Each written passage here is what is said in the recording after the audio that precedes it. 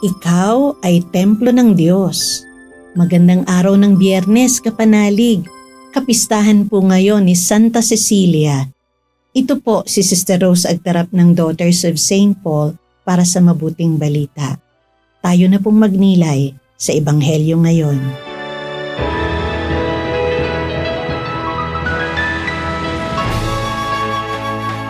Pumasok si Jesus sa patio ng templo at pinalayas ang mga nagtitinda at sinabi niya, "Nasusulat, magiging bahay dalanginan ang aking bahay. Pero ginawa ninyong pugad ng mga magnanakaw." Araw-araw na nangangaral si Jesus sa templo. Hangad siyang patayin ng mga punong pare at mga guro ng batas, kasama ang mga matatanda ng bayan. Ngunit wala silang magawa dahil taimtim na nakikinig sa kanya ang buong bayan.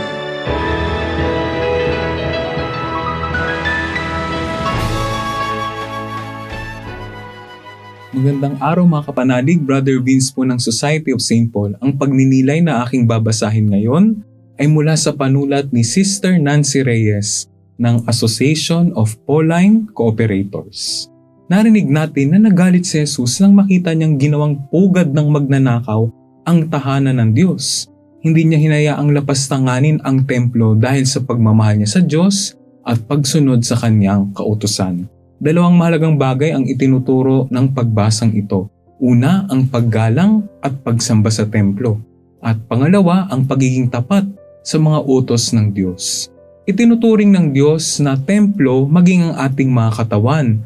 Ayon nga po sa sulat ni San Pablo sa 1 Corinthians 6 verse 19, bilang templo ng Diyos, dapat natin itong igalang, alagaan at panatilihing malinis. Hindi lamang sa panlabas kundi maging ang ating kalooban. Nakikita ang ating katapatan sa pagsunod sa Diyos sa malinis na pamumuhay.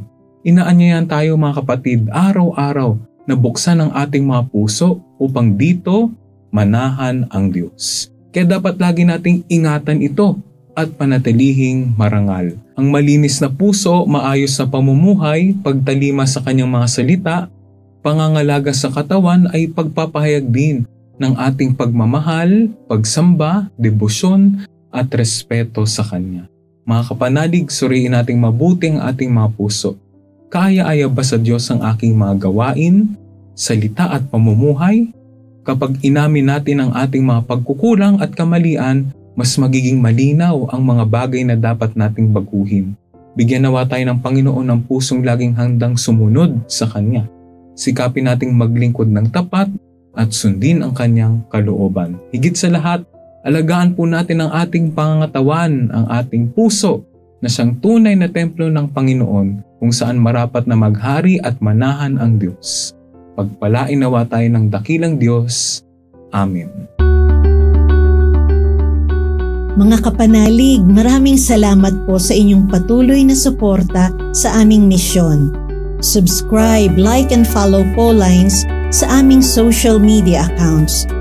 Tulungan niyo po kaming maipagpatuloy ang programang ito at ipadala ang inyong donasyon sa aming donations channels. Kasama pong lagi ang inyong mga intensyon at kahilingan sa aming panalangin araw-araw. Ito pong muli si Sister Rose na nag-aanyaya sa inyong manalangin kasama ng lahat ng mga banal para sa mga minamahal nating mga yumao. Pagkalooban mo sila, Panginoon, ng pagkahimlay na walang hanggan at mamulat nawa sila sa kaliwanagang walang katapusan. Naway magpahinga sila sa kapayapaan. Amen.